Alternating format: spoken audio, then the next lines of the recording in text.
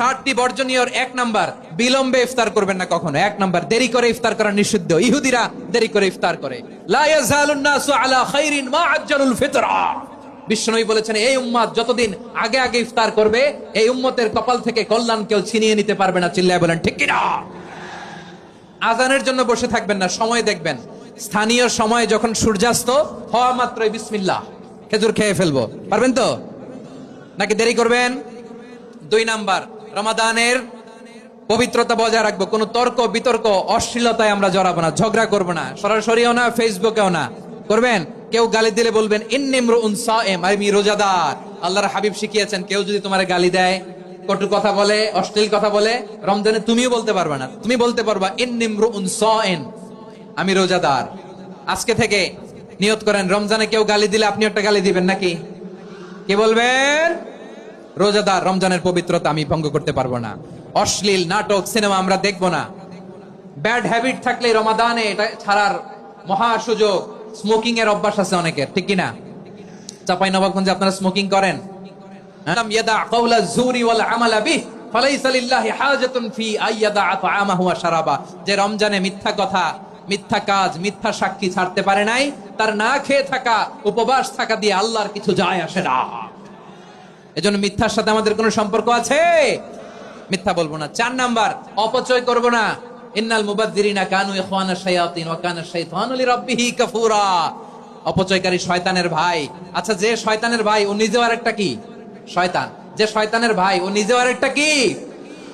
অপচয় করব না। ইফতারি করতে যে আমরা অনেকে অপচয় করি, এগুলো করবেন আপনারা না। অপচয় করব না। 5 নাম্বারে, রিয়া, লোক দেখানো ইবাদত আমরা করব না।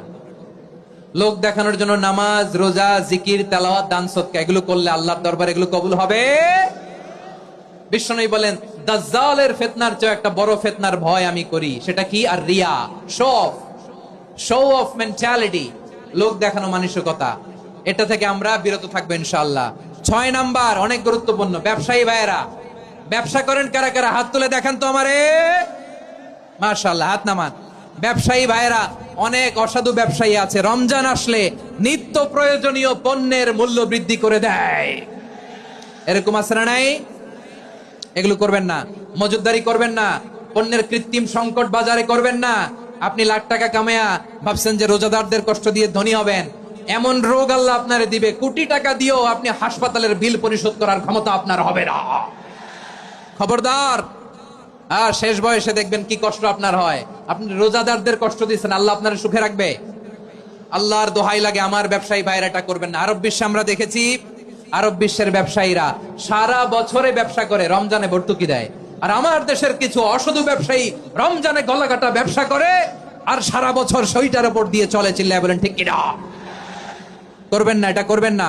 নিত্য প্রয়োজনীয় পণ্যের মূল্য বৃদ্ধি করা হারাম, পণ্যের কৃত্রিম সংকট তৈরি করা হারাম, মজুদদারি করা হারাম, রোজাদারদেরকে কষ্ট দেয়া হারাম।